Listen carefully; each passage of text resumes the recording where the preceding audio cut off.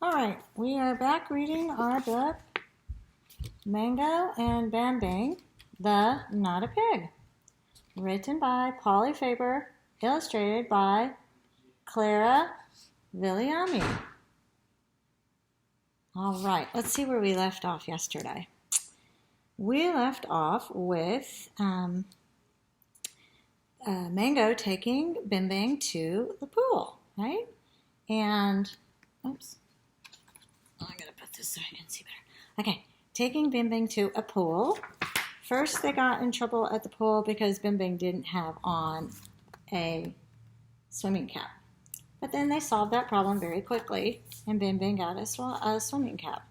Then they got in the water and began to swim, and they had to go in the pool, the rectangle pool that was divided into lanes for lap swimming. And there were people in there lap swimming. There was a man that was swimming very hard but not going anywhere.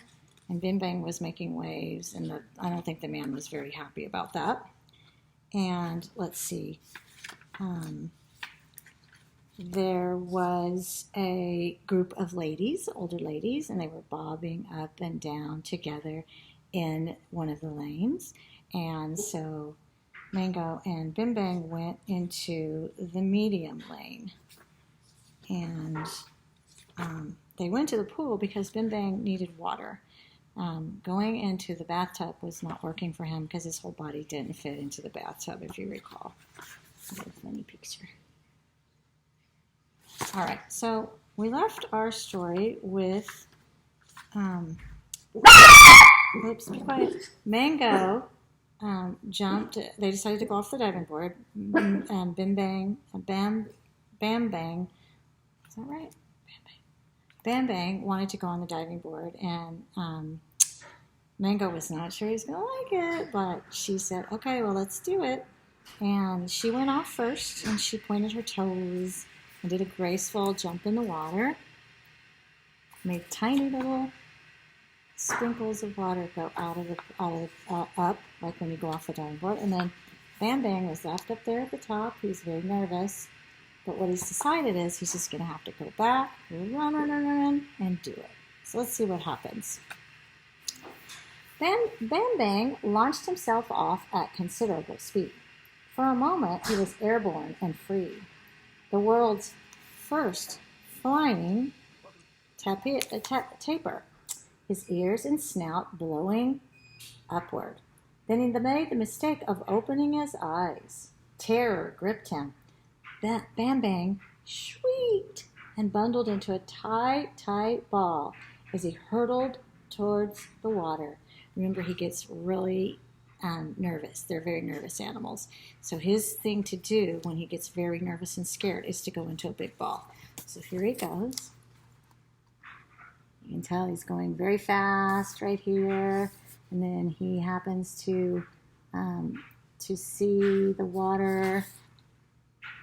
And it says, "Kerr splash!"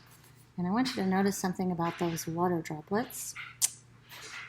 That's right, they are pretty big. Let's go back and look at Mango's water drops. Well, maybe you don't really see her water drops.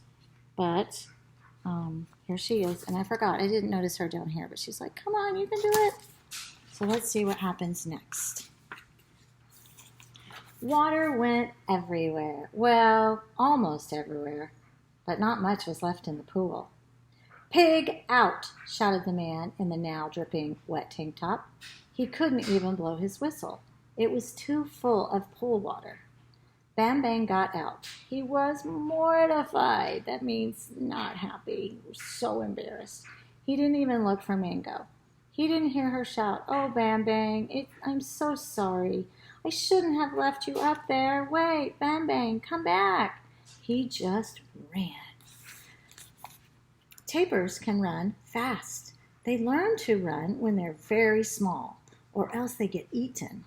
Mango, who had never had to worry about being eaten, and who had to grab towels and clothes and shoes and all the other things tapirs are lucky enough to do without, could not keep up with Bambang. In fact, Mango, all sorts, hurrying out of the public pool, found she had lost a taper. And though she was good at all sorts of things, she found she was not good at all at having a taper. In fact, she was bad at she was good at only losing a taper. The public pool was part of a much larger park. Mango walked slowly through it, calling, "Bambang, Bambang," over and over. Wait, I guess I forgot to show you the picture. So here she is trying to grab everything. She's soaking wet. Here's Bambang running. Let's try it again. The public pool was part of a much larger park. Mango walked slowly through it, calling, "Bambang, Bambang," over and over, looking in desperation for a familiar flash of black and white. She wanted to find him so bad. Very busy joggers and cyclists and people on roller skates zoomed past. "Excuse me, have you seen a taper, please?" she asked them. But they were going too fast to hear her. She began to cry. The park was so very big, and there were so very many paths he could have taken. And the busy streets and tall buildings beyond the park were a bewildering maze. Mango knew that if Bambang had gone that far, she would never, ever find him again. She sat down on a bench. She felt hopeless. Her crying became the bigger, wetter, hiccupy, messy sort of crying. There she is. So here's a jogger running past. Here's the big city. Here she's in the park. And she's very, very upset. And I don't know about you, but I've had big cries that were super wet and sometimes get the hiccups and get messy. My nose is messy, my eyes are messy, the whole shebang about messy.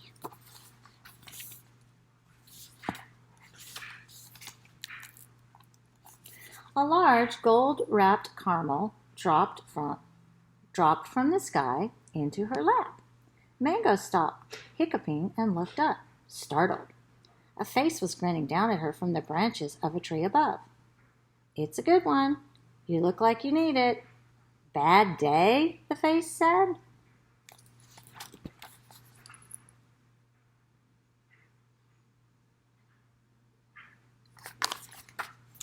It was quite a grubby face, but a friendly face. It belonged to a boy. Mango wiped her nose and eyes. After all, feeling hopeless would not find Bambang. She unwrapped the caramel and popped it in her mouth. "I didn't know you were there. I've lost my friend," she said. "I'm often up here. Nobody knowing is sort of the point. Everything's better in a tree. Fewer people trying to clean you up with wet washcloths and make you put on sport coats to stand on balconies and wave at boring parades," said the boy with feeling. "I would much rather be in a tree than having my nose wiped, or wearing a fancy suit, or waving at boring parades. Who's your friend? How'd you lose him?" "He's black and white, and people think he looks like a pig, which is kind of silly of them. He got scared at the public pool," explained Mango. "He really gets scared often." The boy looked thoughtful. "He's not a taper, is he? A taper in a swim cap?" "Yes," said Mango. "Oh, yes. Have you seen him? Please, have you seen him? You want to take a look?" The boy stuck a slightly sticky hand through the leaves. Mango grabbed it and quickly climbed up. "I'm George. Welcome to my tree," said the boy when she reached his branch. It was a bit of a squeeze. George seemed to have more than the normal amount of knobby elbow and knee. Also, he had quite a lot of stuff stored in his tree. He shuffled along to make space. "Is that your friend?"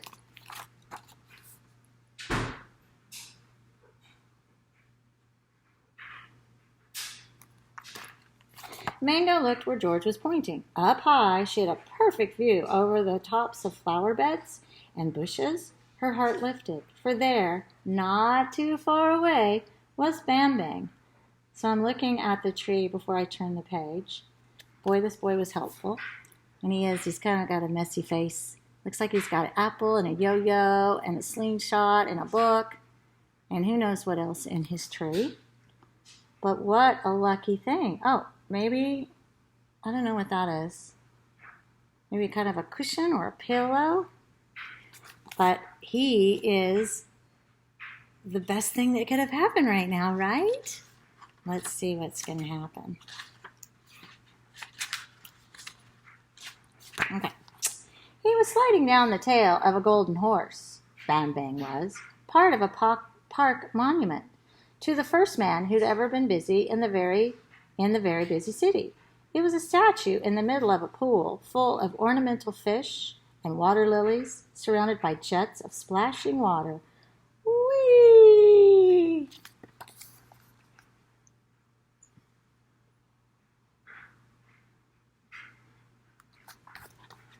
Bambang, she said.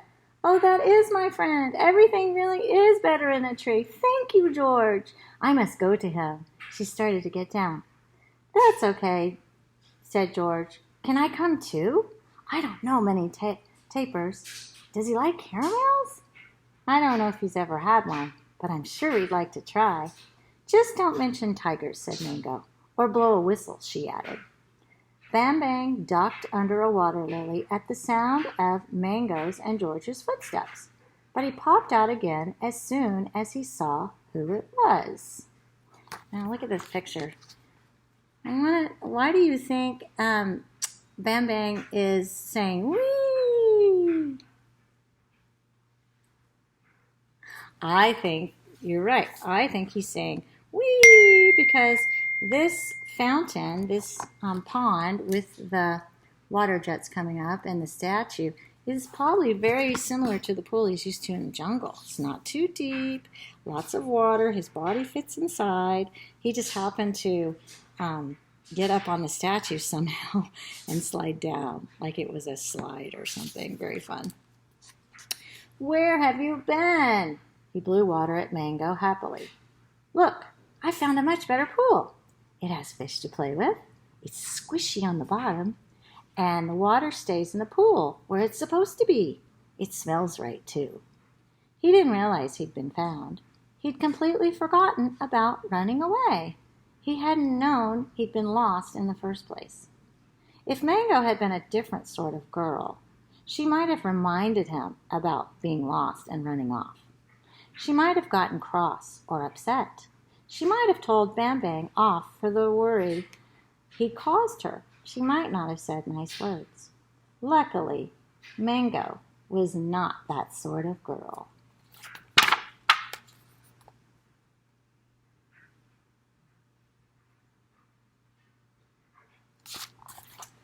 And almost done. So instead, she introduced George, and George introduced caramels, and didn't mention tigers or whistles. And Bambang found he did like caramels, and they talked about city trees and jungle trees, and about city pools and jungle pools.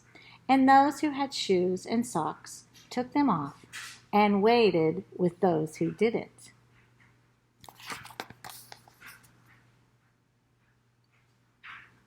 When you wade in the water, it means you're not going under and it's not higher than you. You're going in the water, but you're what they call wading, walking in the water. And everyone felt very pleased with everyone else. And Bambang didn't miss anything anymore.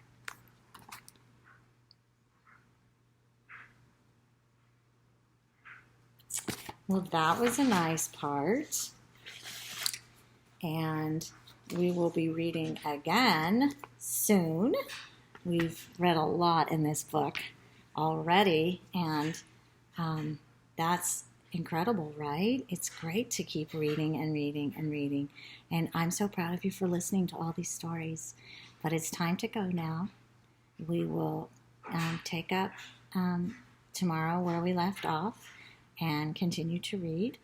And it will be amazing and wonderful to read with you again.